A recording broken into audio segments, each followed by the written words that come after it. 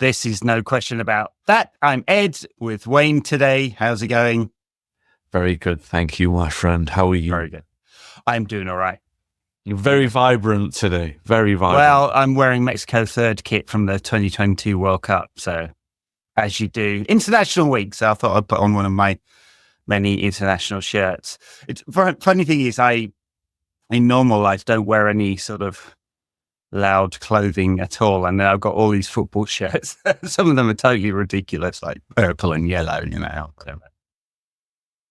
Breaks the rules, football shirts. You can have as dodgy fashion sense as you like, but it's the shirt's excuse. It's not your own fashion sense. Well, a weird thing. True, yes. Although they got to go well with jeans, right? Isn't that the rule with new kit design? Yeah, and if it's not your team, I don't know about your Mexican heritage, and I'm not. It's kind of lacking, I would say. Okay, right. Well, in that case, you're taking a leap, but you're pulling it off. I'm giving you that. I'm not gonna. I've been criticised for my fashion sense on this podcast before. I can't remember what colour shirt I had on, but I thought it was fine. But it's a podcast where people will be critical of your fashion sense. I just want to commend you on it before the angry comments come in. I think it's great. Fair enough. Yeah, fair enough. Very good.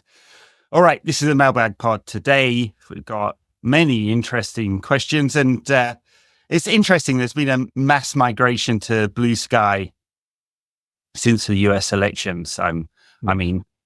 I'm not surprised, honestly, given that X is now a propaganda machine for the incoming US administration. We seem to have regathered everyone from football Twitter onto Bluesky.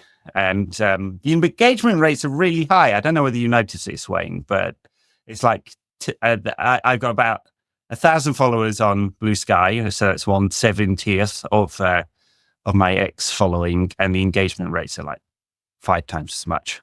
Yeah, I've been shadow banned by X for being too woke. No, I have noticed that. Yeah, there's been a big migration over there. I had when one of the I think it's just Tariq. It may be Tariq. One of the Tariq Amir, yeah, friend of the pod.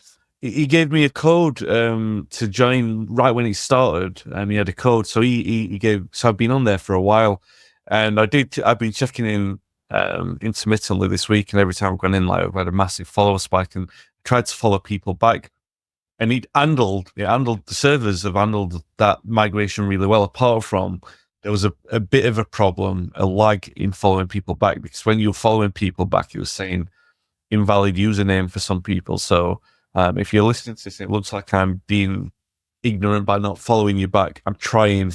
Just a few, teething problems with the huge spike in numbers. I mean, I think they're getting 1 million new users a day at the moment. Yeah. So the founder's here, actually. So I was trying to get a coffee with her or something. So if you listen, like... As you should.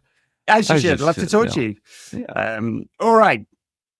So Mailbag Pod, we have a lot of interesting discussions. I haven't really grouped them into any kind of thematic type thing. So, I'm just going to go... Yeah, just going to go through them, and I think they'll cover most of the news and what's going on at the moment. There's a couple I'm just not good at, so I'll do my best. And they range between the silly and the more serious. So, all right, Tariq Amir, aforementioned friend of the pod, says, "How does it feel knowing that you're older than the manager of Manchester United? As you answer that, I should be in the corner pondering what kind of midlife crisis I should go for." Yeah. Thing is, I bought a motorbike like first time out like 20 years ago. So I don't really think I can do that as my midlife crisis. Got any good ideas? Manage Manchester United, which hopefully Ruben is not doing. How strange, right? Yeah, I've not arrived there yet in midlife crisis mode. Maybe I have, and I've not identified it for myself. It's strange, isn't it? That I'm old enough to manage Manchester United now. I've only just got over being old enough to handle retiring from playing for Manchester United, even though I've never had a chance of doing it. So I'm like, yep, I'm now old enough to do something that I'm not remotely qualified for, which seems to work well for a lot of people in the world. Yeah. But we'll opine on it anyway, even though we're not qualified. Yeah, I don't know. I haven't got a good idea for you. But drink. So Yeah, maybe not motorbikes. I've been banned from having a motorbike now. I think probably for the best for you, Ed. I think. Yeah, because we want to keep you safe for podcasting. That's not because you're not good at being a great motorcyclist. Yeah. All right. Little Dog 13 says, good morning. So go on. Who do you think will be the first player to have fallout with Amorim? Though he does look too nice to fall out with anyone. Yeah, interesting thing, this one, because he's obviously he's very jovial and personal and makes a joke and had a good laugh with everyone on the tour. The content that MUTV put out yesterday and on the social channels that you were telling me about, we can talk about on the day. But that was very nice. But apparently he's quite disciplined when it actually comes to the things you have to do on the pitch and in the training field and so on. So who would not follow orders? Good question. See, this is a tricky one to answer because I think someone listening and watching this would be inclined to think that our answer means we are looking at troublemakers. And I don't necessarily think that. I just think someone's nose will be put out of joint by the fact that they won't be in the team. And it's much more likely, yeah. And I think there are some obvious candidates for that. And I think that's a natural footballing problem. So where I know what the question's getting at, and I understand and appreciate it, I feel like everyone has a clean slate when a new manager comes in. And I feel like it's a good group to have a clean slate. So I don't want to be pointing fingers saying the bad apples in there. I just think that naturally, I think that there are some obvious candidates, and I think that some of those obvious candidates will be revealed. But I do think that everyone deserves a chance. And I think that the candidate that will be upset will be naturally upset because of the fact that they might not fit into the system, which is understandable. Sorry, I don't think it's a bad group. I don't think they damn tools for Ten Hag at all. I don't think we've got bad apples in there. I mean, I know there are some high profile channels that seem to pick some out, but I don't see it. So I think it's much more likely that the challenges with players that don't quite fit the system. Is there a way that we can get through? Because we didn't really answer Tariq's question either. Are we going to be able to get through this entire round of questions just sitting on the fence? Can we do it? Let's do it. We can try. Yeah, we can try. Alex Dixon, friend of the show, says, I don't know if this has been asked before, but I'm obsessed with Ahmad in the 3-4-3. That would mean a front three of Bruno, Ahmad, Højlund, with Ugarte mainly behind. Yeah. What are the implications for Rashford and Garnacho? A few other people are something similar too. I think he'll experiment with players in different positions in this front three to try and find a blend. I mean, if you look at the types of players, you've got a pure number 9 in Højlund, seems a very good stylistic fit. Xerxes, unclear. Maybe he could play in one of the wide positions. I don't think he's the central number 9. Then you've got Rashford, Garnacho, left side of that narrow front three, and Bruno and Ahmad, right side of that narrow front three, something like that. Goal scorer, creator, speed merchant, some kind of balance like that. Maybe. What do you think? Yeah, it's a theory. I mean, the thing is, we've got so many different options for all of those positions. I forgot Anthony. Yeah, you did. Ahmad is a curious one because I'm still on that. You mentioned Ahmad and Bruno's sort of like rotating with each other, and I feel like that may be an avenue to go down. I know there's different questions about different players that have been coming in, so I don't know how many we're going to get to regarding like Garnacho playing wing back and things like that. Different areas in which players can play, but this is specifically about the forward positions, and I feel like it's funny that some players under the previous regime kind of nailed their colours to the mast in, like Rashford can only play left, and Anthony can only play wide right because he refused to play left, where he threw a strop about playing left back. So they've kind of said, we only want to play in those positions, which is not really a great look when, like I said, the slate is clean for this manager, so they might well, Rashford played a great ball for Garnacho's goal against Brentford, so he can play from the right. And under Mourinho in the Europa League run, I think he played from the right and played quite well. But he was early into his career then, because he can cross the ball really well, Rashford. So I feel like there are different. I still have to be convinced with Ahmad. That's the thing, because I think what we've seen from him is where he's come in and done really well. And then he had a run of games where he was fairly below par, and he was not that he wasn't good when he was on the ball, but he didn't make himself a dominant force in the match. Whereas Garnacho and Rashford, Garnacho more than Rashford, you see more of him. He's still there. He's still present. He's still trying things. But Ahmad has been good under Rude. Again, I'm not wanting to sit on the fence deliberately with this, because it's the next question that came on there. I just think that, like you said, because there's so many different options to explore, we will see all of them. And some of the players are in really good form. So I don't think that's actually a really good, healthy situation for United, hopefully. Yeah. I would like to see more goals from Ahmad. I don't see him getting into those natural goal-scoring positions. I know he's scored some brilliant goals, but I mean, easy goals, which he'll have to do in a more narrow formation, assuming that Amorim just takes the sporting template, which he may well not. Ray Mao, on a similar theme, says, with the potential formation change and his form, it's Rashford's time. I very much doubt it. And I know where the question is coming from, but I just think he'll look at this squad and go, here's the only player in the squad who's proven to be able to score 30 goals. I'm going to see if I can get the best out of him. And if over the next 6 months, we still see the same form as we've seen for the last, 18 months-ish, then there'll be a question to be asked, and a serious one. But as you say, clean slate. He's going to look at him and go, he's got the potential to score a lot of goals. Yeah. And the formation change is a lot better than Ten Hag formation, where he was sort of deep and wide and hugging the touchline. So we'll see. Yeah. Rick Kay says, Dan has made his feelings clear about having a goalkeeper called Andre. How do you feel about having a manager called Ruben? I'm not convinced. Yeah, names, and I mean, I don't know. What's the best name for a manager? You want something like, Strong, Alex. Yeah, Matthew. Matt. Yeah, Matt. Ron. Maybe not. Eric. Louis.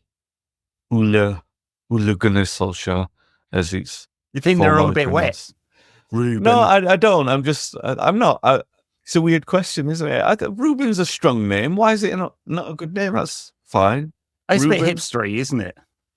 Well, he should be wearing a beanie and, he's got the beard, so just get a beanie, and he could be, there used to be a magazine years ago. I don't know whether it still exists, and I think I only saw it once, called Shoreditch Twat, and it was, it just made fun out of hipsters. Okay. So there you go. That's what I think of when I hear Ruben. Red Issue would certainly do that if they were around. If they're still around, yeah. Rest in peace, Red Issue. No, I like his name. I think his name's nice, and I don't have anything against it. It's the first time I've ever thought about this as a conscious thing. No, I'm happy with his name. It's a good name. Very good. Yeah, Red Issue. Interesting what's happened to the former founders and editors of that particular magazine. Some of them extremely sound, some not quite so. THTBYCC, yeah, get a real name, dude.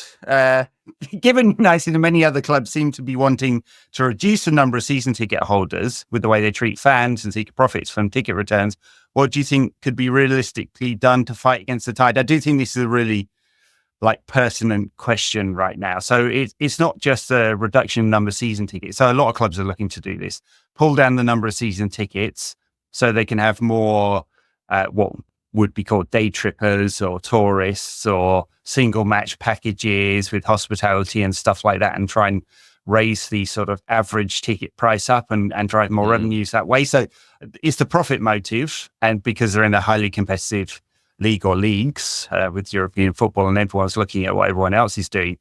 And unfortunately, the next thing that might come after that is dynamic pricing based on demand, right? And so United can do this. So in the old days, you wanted a lot of season tickets to guarantee your revenue, or in fact, get a lot of it up front. Given how popular United are, like there's don't need to do that as such. And so they're looking at how they can maximize their potential revenue. Like fans can organize and protest. I don't think that you can look to the new regulator to really control prices. I think they pretty much said they are not going to do that. But fans can organize protests. There's the fan forum. They seem to be communicative-ish, not on all issues. I don't know. What do you think? I mean, it is going to be an important question, because if they go, all right, once you age out, like, because, the average age of a United season ticket holder is like 237 or something, right? So, not quite, but there may be some family past. They've had a couple of amnesties over the years, right? Yeah. So, yeah, what do you think? Yeah, I think it's a very difficult line to navigate, because this is like you said, this is a new thing, which obviously, and it's not just Manchester United, but Manchester United are involved as a very attractive club in terms of they'll pretty much always sell out at the price point that they're at. So they will want to monetize that situation as much as they can, and that's understandable to some extent. The problem that you said there is loyal fan bases. I've got an issue, like ticketing issue, where there's a seat next to us that is definitely free. It's occupied by someone different every time.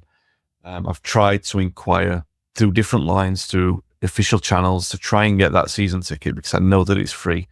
I've tried on multiple occasions and I just don't get a response. And the reason why I don't get a response is because the club can make back what I would spend on a season ticket probably in 3 games. Yeah, absolutely. Because you had a burger and a couple of pints in a venue off-site somewhere around the Keys, in one of those warehouses, and you can make way more, as you say. Yeah. The thing is, a football fan base, when it's mobilised, can achieve turn over on important decisions. So I'd never discount that, and I wouldn't even discount that with United. And I think that United are actually one of the more responsive clubs, bigger clubs, to issues like this. I do think that there is more of an issue, more of an attempt to communicate and engage on these kind of issues and actually listen. But there are things to understand, like the stadium move is a great example of this, because there's an obvious leaning to want to build a new stadium. That's obviously the direction that everyone wants to go in. So what you're seeing is like this kind of like filtering of opinions, of like, let's get everyone's opinions on board and we'll make sure that we listen to and absorb everything. Ultimately, we still want to do this, and how do we placate everyone? It's difficult to do that with season ticket holders, because that's something that's, first of all, it's a dream for many to get on that list, and second of all, people who are in there don't want to let it go, and they get aggrieved at being moved around and stuff like that. So that issue is an active and ongoing one. I do actually think that there'll be a solution, and a workable one that's, obviously some people will be upset, but as the club expands its the capacity when they move stadium, that will alleviate some of that stress. I think it will. Yeah. Well, look, they're penny pinching at the moment, and in some like pretty unpleasant ways, right? They're like a story in the Mail that they're threatening to cut the Man United Disabled Supporters Association budget in half to save 20,000. The parking rates for disabled supporters went up. The club say they consulted on that one. Obviously, 200 and something people were laid off. So they're looking to cut costs, and it feels like they're penny pinching. And alongside that, they will look to try and make more money. But why are they doing this? I mean, Sir Jim has not come in to take a dividend, right? He's not going to be taking money out of the club. You said on multiple occasions he doesn't expect to make money out of football. He doesn't expect to lose it either. This is a legacy issue. So they're trying to balance being successful on the pitch and having enough money for the first team. Yeah. And, other things that are required with what fans need and want. I mean, fans would love ticket prices to be zero, right? But then you'd have to replace £150 million a year. Yeah. David, the mod on Bluesky, says, Andre Onana has improved a lot this season. How much do you think that is down to the goalkeeping coach they hired in the summer? And will having a new goalkeeping coach impact that form? It's kind of interesting one because they did get this new goalkeeping coach, Dutch goalkeeping coach, and Richard Hartis left after a long time with the club, and you won't come in. I don't know that. I think Andre said himself, he just felt like he took a long time to settle. Yeah. If you look at his data last season, he was still performing above his expected goals, right? So it was just chucking those ones in the net that really, I think everyone focused on that. If you make a mistake as a striker and miss a goal, it's kind of expected, right? Best strikers are in their 30s as a conversion rate. And if you're under 20, you look really bad. And if you're a goalkeeper, you have to be at 99%, right? Yeah. Yeah. And so he's just stopped making mistakes. And you might pull the data on this to prove me wrong, but I feel pretty sure that we've conceded much fewer shots than we were doing last season. I think that's right. Yeah. Much fewer. And for the criticism that he's faced, I think De Ligt has been pretty solid. That partnership with Martinez is pretty strong. It's impressive so far. Evans has been a good foil when he's come in. He's been very good, and not just very good for someone in his mid to late 30s. He's been very impressive when he's played. And the defensive screening, apart from a couple of very notable games in midfield, has been pretty good. So those things, I think if you praised Onana last season as he progressed, you would be inclined to think that of him this season. But I think if you were critical of him last season, you would probably still be skeptical of him this season. Yeah, I'm happy enough with him. I don't think he has David De Gea's sort of level of unbelievable cat-like reflexes, and like De Gea pulled off stage just shouldn't have been able to. But in the last 3 seasons with United, his form obviously he got the yips. And I'm not surprised that he was replaced. And his ability with the ball at his feet isn't great. Andre's is, but we've barely seen it. I mean, he was playing the ball long all the time, which doesn't make any sense at all. Yeah. All right. We had a couple of questions along this theme. So what's your all-time Fergie 11 in a 3-4-3, or what was your all-time 11 in a 3-4-3? So I don't know. I was thinking about this one, and I didn't want to go back further than the early 80s because I don't remember anything personally before that. Okay. So I was not going to have Best Law and Charlton and stuff because the amount of full games I've seen with them is, not many. So do you want to go first? Have you been thinking about this one? But what's funny about it is that if you look at the Busby teams, they did play it was 3-5-2, but two of the 5 were inside forwards. Yeah. Sorry, 3-2-5, I should say. 2 of the 5 were inside forwards, so they could drop back into midfield. The difference is obviously the 3 in defence are pretty much centre backs, and 2 of the 4 in a 3-4-3 are essentially wing backs. So you wouldn't play wingers there.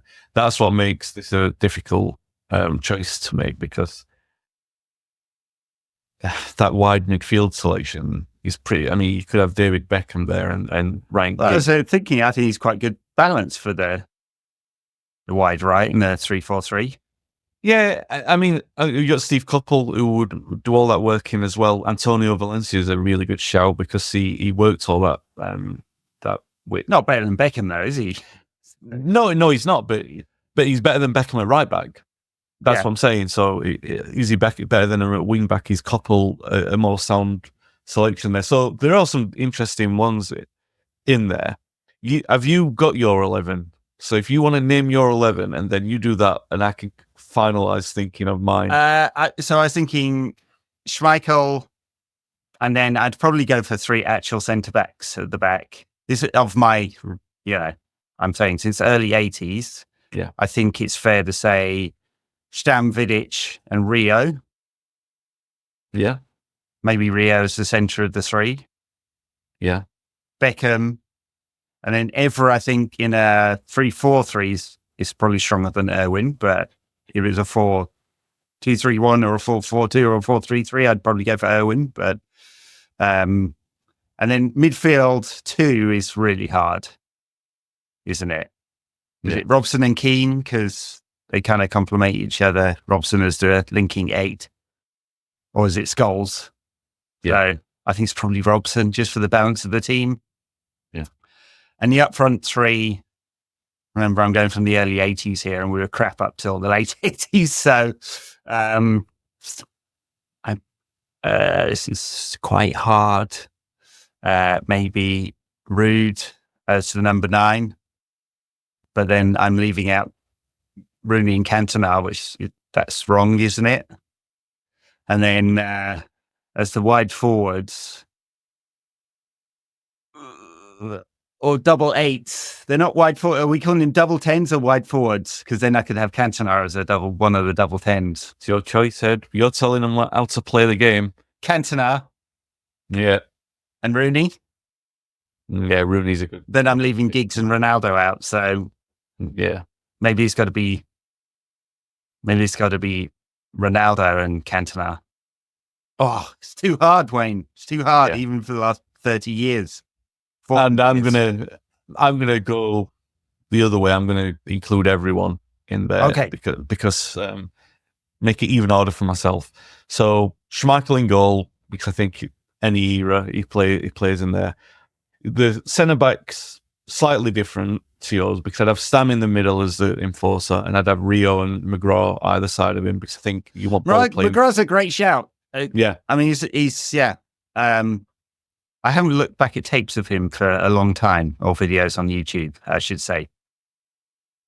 I did at one stage have a lot of VHSs for games recorded, but I don't know where they went. No. As we all did. And this is on talent, by the way, so you can say he had his injury problem, but we're talking about a player with the natural ability, and I'm talking about their ability on the ball, because they're in the wider positions. Yeah. You need all that. So he was an obvious one. I mean, Martin Buchan's one in there. I don't think there was a Busby defender quite as talented on the ball as McGraw. And Vidic is a really good shout, because I don't think he was as bad on the ball as some people think. Definitely wasn't. I just like to give McGraw a shout. See that you rarely see him mentioned in an all-time 11, so he gets a shout in this one. He'd definitely get in our boozers 11, wouldn't he? So, yeah. He'd get in the boozers 2 if you had to pick 2 out of him and Robbo and Norman. Or best, yeah. So 3, you've got 3. All right, so probably going to pick all 3 of the boozers in there, because my midfield would be Beckham, Robson, Edwards, and I think Giggs, just because I think he'd be a bit of a workhorse on that side. And up front, I couldn't pick a number 9, I don't think. So I would go with Charlton, Ronaldo, and Best. That would be the team. And I think that's quite a team, isn't it? Oh. It's good. It's a good team. It's a good team, yeah. Yeah. I don't think you can go wrong, to be honest. But no. Okay, Mark Ferguson. I'm assuming no relation, but maybe. You never know. Never know. Will Amram have any say over youth side? Yeah, we also got a question about, because we talked a lot about Ineos saying there's going to be a club style. Yeah. And looking for a manager like that. So someone else asked, so did they choose 3-4-3 as the club style? I somehow doubt it. I think they've probably compromised on that and gone for the manager that they think is the right guy and gone, yeah, okay, we're comfortable with the style.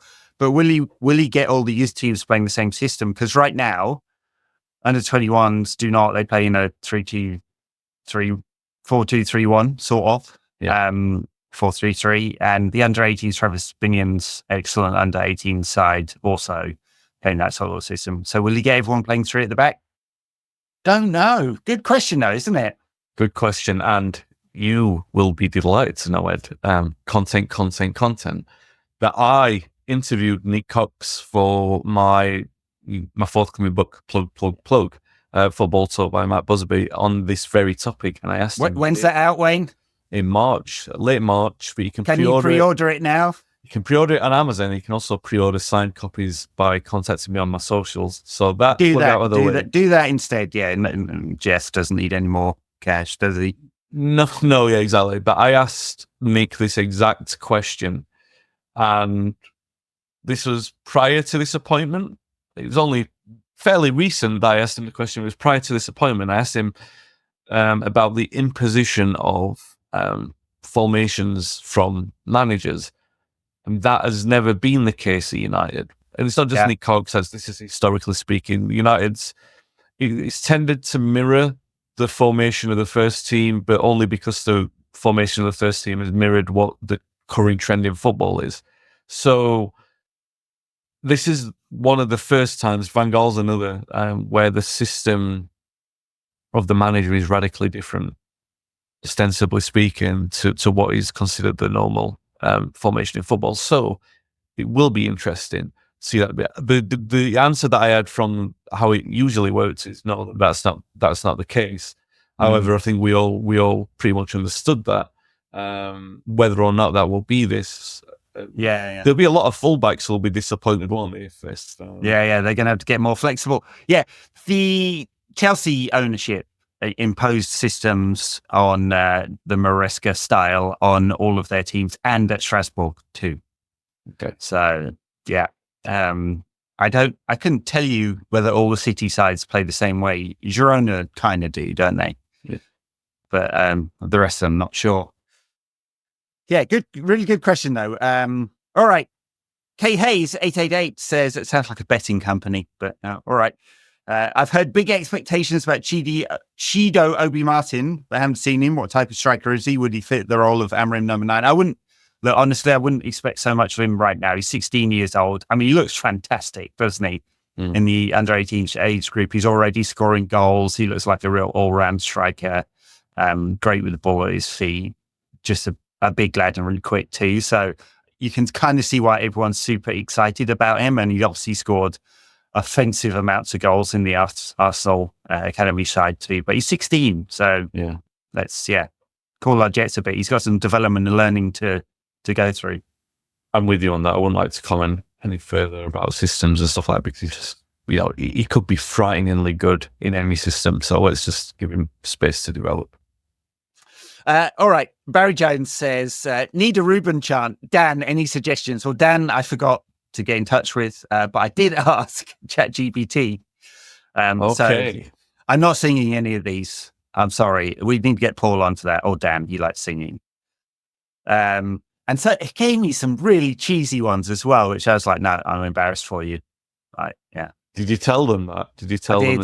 I did. I find, as a very early GPT user, that you have to treat them as your stupid assistant. So chiding them kind of works. I do it. Well. Do you know what I've started doing? Sorry to go off topic, but no, I've started before games outside with our little crowd outside Old Trafford to entertain.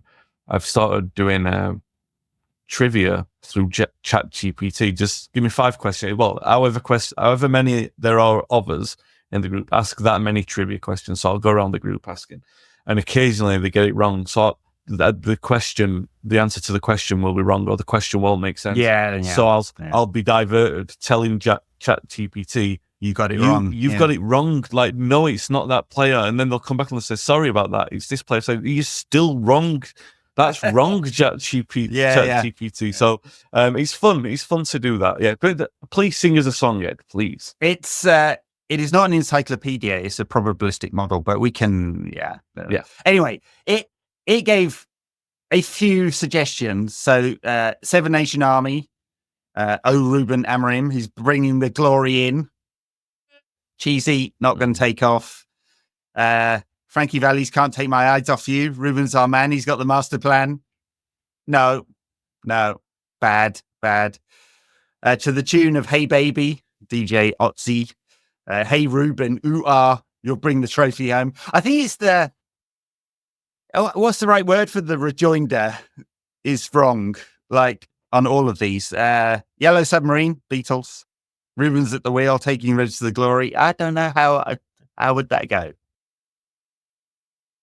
No, I don't like any of these. Bad ChatGPT.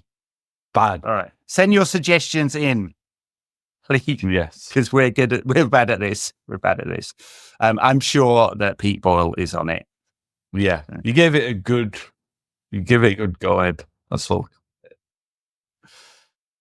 Algeron Adash, sorry for butchering your name. Given this is the lowest football IQ squad in our history, all caps, does Amorim need to re-brain train? I generally think some need this. We're not even close to new football style side. I don't know what that means. I'm kind of happy about that. Pep equals all Zs. The majority bin them off. Is this Brent's burner account? I don't think it's a low football IQ side. I think the system was really muddled, and Eric unfortunately got himself in a muddle, moved very quickly away from his preferred style, compromised, and just never got back to it. And in fact, had two styles in one when we were playing the chaos ball, and obviously they made for an even worse combination. So I think I'm not worried about the football IQ. I think there's plenty of intelligent players, and you just have to play them in their naturally strong positions and get them to really understand what the system is. I'm sure they can do it.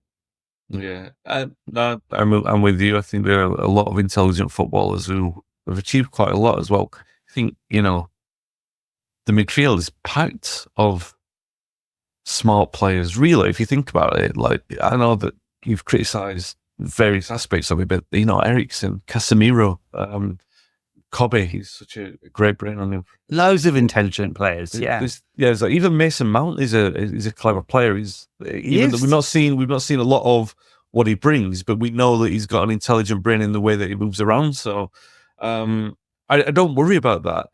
And the comparison to Guardiola is always interesting, because we've talked before about that football being boring and United having a different kind of identity in terms. It won't look like that under Amorim. No, exactly. It'll be much more dynamic. And is intelligence something that is a transferable quality with dynamism? I'm not saying that they're mutually exclusive either, or is it necessary? I don't know if it is. Instinct, because intellectualism is sometimes mutually exclusive to instinct, right? It's an interesting conversation to dive deeper into, but just not for a throwaway answer. The automatisms that happen in many modern football teams, especially in attacking areas, did not happen under Eric. I do not expect that to be the case under Ruben Amorim. We'll see. I mean, we'll see how many compromises he makes, but that was a real problem, right? So I think we'll see something that looks very different over time. All right. Mick Holohan says, what form of punishment would you issue out on these pesky fan cameras? And then he names some. I don't know if that's the right way. I kind of think about it in like modern media and communications, right? So the old school way would be to credentialize the newspapers or the media, right? It looks very different these days. So, we're doing a podcast here and we're on YouTube and we'll do some clips on TikTok and stuff like that. Does that make us a press outlet? No, I wouldn't expect to be credentialized for the press, although that does happen, right? Paul spent many seasons in the press box writing for Bleacher Report, which was fucking awful, and he was just doing listicles there. And if he's listening, he's going to be very angry. He's going to be texting me right now. But so it's about credentializing. So there are press areas, so press conference, one-on-one interviews, the media part of the press conference versus the press part of the press conference, and there's different deadlines on that. There is the mix zone, which we've seen some fan cameras in and behaving badly. Yeah, I think. And then there's stuff that is done for socials and other media. And I think that's where United Stand and a few others have been given quite a lot of leeway and access. And so, I know.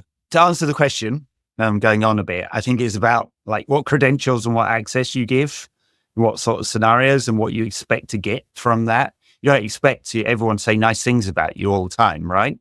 But your behavior should be professional. Yeah, I think seriously speaking, to seriously answer the question, I'm not talking about specific outlets. I think the credentializing is the big thing, but also like the purpose of what the outlet is for, because fan media is fan media, right? We are fan media. Like I know, because I straddle a different line. I run a podcast with a former player. We don't pretend that we're a news outlet. We're responding to news. We're commentary outlet. We do that as a writer, as an author. Like, I'm a different line to a journalist. I understand that I wouldn't expect to get press credentials based on the fact that I write books. It's just. So what I'm saying is it's not, it's a difficult subject to talk about, because people will come back to you with, they always do, jealousy. But I think it is the intention of what you're using that for. If it's just for yourself to get views and it's not serving a news purpose, then should you have the credentials there to report on news? I don't think that you should. I'm a bit old school with the fact that I think that the club generally, they've got a good number of good journalists, so they can do the representation of the things that should be out there for fans to absorb themselves. They do a very good job in that. They don't need to have these fan outlets to do the fan thing, because the point is, and they always say it, is we're a fan outlet, and they all say the same thing. We're by the fans for the fans. So keep it that way. Don't stay in your lane and what you're good at. It doesn't. They obviously they push to try and get access, because it makes them look more legitimate in front of the people that they're serving. Flippantly, if I can answer that flippantly, is I would just make them all say something positive instead. Let's see if they can do it. Yeah. I mean, I do think modern media and like, so there's very low barrier to entry, right? Yeah. I mean, it doesn't take loads and loads of effort to record a podcast or a YouTube channel, and it's not millions of pounds worth of investment you need to make in the same way that broadcast has to. So everyone can do it. Does that mean everyone should, or their roles are different? Yeah, I mean, probably, but you also get things that straddle. So if you think about the Athletic's business model, the Athletic does replicates fan media in a professional setting. So you get some at the Athletic who are sort of cross-football journalists, so Adam Crafton, Daniel Taylor, Oliver Kay, but most of their staff are club focused, right? And so then you get this kind of, I don't know, it's not weird, but you get this thing where they're fans, but they're also journalists, but they also want access. So they can't be too critical because the access may be restricted, or at least they can't be, I don't know, they have to probably be careful what you say about the owners, right? Whereas we can say big Jim Zay and probably get away with it, right? It's not making a difference. We would. Well, also, you do find in fan media, and it's not just United, it's every single club, it's also relationships and ingratiating yourself with certain people. So relationships matter, of course. Yeah. And that's such a big thing. And that shouldn't be the case, right? It shouldn't be. It should be on your legitimate credentials in your training as a journalist, if you want to report things as news. But you can I'd take Andy Mitten as an example here, right? Fantastic guy, great stuff, new book out, does awesome stuff, but he's fan media, UWS. He's a journalist, The Athletic. He's a podcaster, The Athletic and UWS.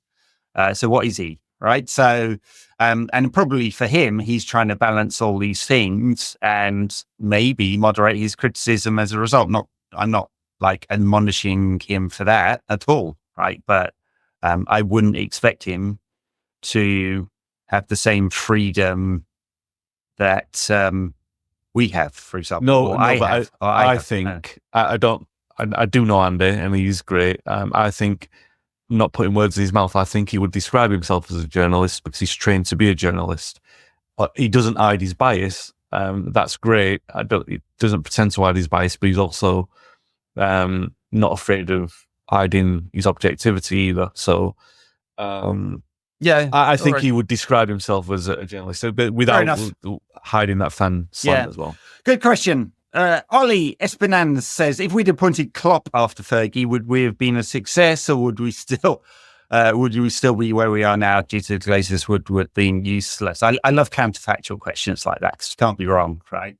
I think he would have been, because of his unique skills, and well, let's be honest, he haven't always been a success. They seem to blow up every fourth year or something. But because of his unique skills and I think he would, and personality, would have been a sort of force of nature on the club, like he was with Liverpool. Remember, they tried to impose a transfer committee on him, and he kind of broke out of that. So I suspect he would have been more successful than we would have had through our 5 managers that we'd had post Fergie, but you can't prove it, right? And would we have had a different pattern than we spend loads of money when we're out of the Champions League and don't when we're in it? Probably not, right? Because that's just how the Glazer family ran their transfer business. But he'd have been stronger than Woodward, I imagine, as a force of nature, and would have imposed his sort of transfer will if that was the biggest failing of the Woodward era. What's the question? Was it post Fergie or instead? Post Fergie. If we'd appointed Klopp after Fergie, and of course Klopp's came a little bit later than that, but yeah. So 2013. Klopp was probably at Mainz then. Was he at Dortmund by 2013? He was at Dortmund. He was definitely at Dortmund. Right. If we are just saying the Klopp that had left Dortmund and the one that went to Liverpool, established as a coach as he was, I remember at the time there was a thing about him, wasn't there? Always the bridesmaid, never the bride. They were always saying that. But, so my thinking is that he was probably on the cusp of being the greatest coach in the world. United were very trigger happy with the spending over that period of time, and he was a different force of personality to David Moyes. I think he would have been successful. Would he have been swallowed up by that eventually, like Mourinho was? Possibly. Yeah, but we got Mourinho post-peak Mourinho, didn't we? Yeah. We got him 10 years. 10 years too late. Yeah.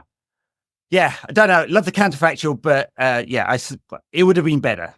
And I hate to praise Scouser. I'm on the David Coote train there. No, I'm not. God, don't send this out. Don't send this out. Whatever you do. Oh my God. I'm still laughing about that. But the more I think about it, because the 10-year-old in me finds it very funny, and that does come to the fore in my sense of humor. But there's a kind of classist anti-Scouse thing in there where they're like, because of who he is with in that particular video. So I don't like that bit. I did find him calling Klopp a cunt kind of funny, but there you go. Kashif says, given that he's officially head coach and not manager, how should we benchmark his impact? Yeah, I mean, absolutely. Like, we should go, hey, we've got people in charge of transfers. We've got people in charge of operations. We've got people in charge of the technical side. We've got Darren Fletcher, who's going to still be at the club on the pathway. We've got youth coach. We've got under 21s coach. We've got goalkeepers coach. We've got medical department. We've got analytics, right? They very clearly give it. And then we've got head coach, who's the guy who's in charge of the product on the pitch. That's how we judge him, surely. Logically, you would think so. But he will always be judged as a Manchester United manager. So, and he'll always be judged as the person who makes the decisions, whether or not he is the person who makes all those decisions. That's something that I've been thinking about for a long time, and not just with the particular wording for this manager, the fact that, that there's been this battle with Van Gaal and Mourinho and Solskjaer and how much power each of those were purported to have. I'm not a big fan of done this at length with Ten Hag, and we talked about it. I'm not a big fan of doing it during the era, but I understand that discourse goes on because obviously it's what we're here to do. We're here to talk about it as well. I would like to. I probably would still judge him as like a manager with that kind of control, even though I shouldn't. And I consider myself more fair than the average person, give more lenience to all the mitigating factors, but I still feel like I would do that. Like he's a manager, he's paid to manage, even though he's not. He's paid to head coach. It's an interesting one. It is an interesting one. I find myself turning the mirror on myself, the lens on myself, and thinking, yeah, maybe I'll be a bit unfair when I'm judging him. Even though I'm Here's trying another to way be of putting fair. it, though. Like, if we buy a player in January, now I assume Amorim will have some kind of say over that. Yeah. But do we judge him for the performance of that player? Because quite often we go, oh, that manager bought this player and he's been a failure, therefore it's on him. And we've started to come into this kind of mixed world where it very much seems like, say, Manuel Ugarte and Josh Zirkzee were not Eric Ten Hag signings. They were the club going, we like this player. Seems like it. Who knows, right? Or he said yes to a suggestion, maybe. Exactly, though. That's the point I'm making, is that it seems like it. There's no real clarity there. So from the outside, you say... I'm sure on the inside there'll be clarity. I think without question. So, but the question is about whether or not we judge him. If it's a question about whether the club judges him as a head coach rather than a manager, then absolutely just judge him on the remit that you've given him. But I just don't think it. Honestly, I don't think it works on that, because the Manchester United manager, we've talked about it before, it's a political position, it's a different kind of thing. So you can say head coach, no one's going to go there and take a press conference for him. When the difficult questions about football, politics, whatever's happening in the world is put at Ruben Amorim, he's the person who's meant to be answering it. He can't just say, he can't cheap out like Eddie Howe does at a press conference. He cannot do that. He'll be put under that. He'll be made to answer questions in a way that Eddie Howe isn't made to answer questions. Yeah. So. Yeah. Sorry, it got very sunny here for a moment, for those of you on YouTube. well, not in Manchester, it didn't, Ed. So there's no danger of that here, folks. Don't worry about that. I mean, it has not stopped raining for 4 days. I mean, literally. So, Maury Boogie, last couple of questions, says, which academy player do you see moving up to the first team and flourishing under Amorim? I mean, you could pick any of 5 in the under 18s now who look like chef's kiss, beautiful, right? We named them all before. So, the ones who are on the bench at the moment have been Harry Amas, who you'd look at him and go, yeah, skill set looks right. Still very, very young. And Jace Fitzgerald's been on the bench recently. And obviously we've had Ethan Wheatley on, playing a few. That one's it's a hard one to tell because he doesn't look ready to me. But yeah. What about you? I mean, are you looking at Shea Lacey and Chido B. Martin and Bianchinieri and Nick Brimov and all those guys? So. I think because he's been around a while and he's been a bit stop-start with injuries, Lacey's one that I'm really keen to see. He's had a lot of injuries. He's so silky, doesn't he? So. Yeah, the problem is the area. We talk about all the senior players are in those areas who will all be getting minutes. So the pathway for him is quite tough at the moment. Yeah. But he's one. Yeah, Amas as well, because of the space on the left-hand side, sure. But you could then say, Garnacho could be played there or Anthony could be tried there. But yeah, Lacey's one for me. Out of just because he's a different name to the ones that you mentioned that are obvious, and I want to keep his name in the sort of zeitgeist of what we're talking about, because he's a name that, because of the injuries, does get forgotten. But he's such a incredible talent that when he's fit, and you see the difference that he makes and how quality is when he's fit and confident as well. He's a player who just seems destined to be in the United team, and I'm so excited to see that. We've had a few of those over the years, but absolutely. Yeah, of course. Absolutely. All right, last one. Matthew Edward said, honour of having the last one here. Which player are you most looking forward to seeing under the Amorim? Impact on? For me, it's a coin flip between Mainu and Højlund. I mean, Mainu, I know what he can do, and I think he'll be excellent in that sort of linking 8 role that Amorim has alongside Ugarte. Can do both defensive and ball progression. It's Højlund for me. And if you'd asked me this without mentioning names, that's who I'd say. I'd like to see what he's going to bring as a player in a system that will ask him to have the ball in front of him as much as possible. Yeah. So. Oiland's a really good answer, the obvious one. I will say Garnacho because I think his ceiling is so incredible. Yeah. And if he can unlock what we know is in there potentially, and if he elevates Garnacho to the level that we think that he's capable of, then United's potentially a very, very frightening team. Cobby as well, Oiland as well, but I think just because of his ceiling and because of how good he already is and the potential that's there, Garnacho, just to give a different answer to with Oiland. Yeah. Amarim's side do a lot of the creation down the wide areas. I think we'll see a lot of balls in from the wing backs or the wider of the forwards, the cutback for goals to be scored. It's a very regular pattern, but they do get the ball forward quite quickly. So Cobby's progressive passing, be interesting to see how that develops. Be a bit less safe, a bit more expansive in his passing. I'm sure he's got the skill set. He just generally hasn't. All right. I think we'll leave it there. We're nearly at an hour. A lot of questions. Thank you very much for getting in touch on both X and Bluesky. I suppose I could put these out on every other platform as well, but there you go. I will. How can we find you, Wayne? Are you Wayne S. Barton on all these platforms? Absolutely. Yes, right. I am.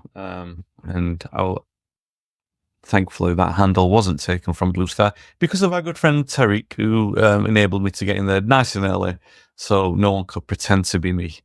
Yeah, I'm NQAT Pod everywhere. I've had a Bluesky account for quite a while, just haven't really been that active because there's no one there until the past week. So yeah, welcome everyone. Very good. You can also catch us on Patreon at patreon.com/NQAT Pod, where you can get our backers shows and general topic of the week and a tactic show. Find us on YouTube if you're not already there, and every other platform. Even have a TikTok account now, Wayne. And with about 4 followers. So if you want to go find us there, we post clips and stuff. All right. Thank you, everyone. Bye now.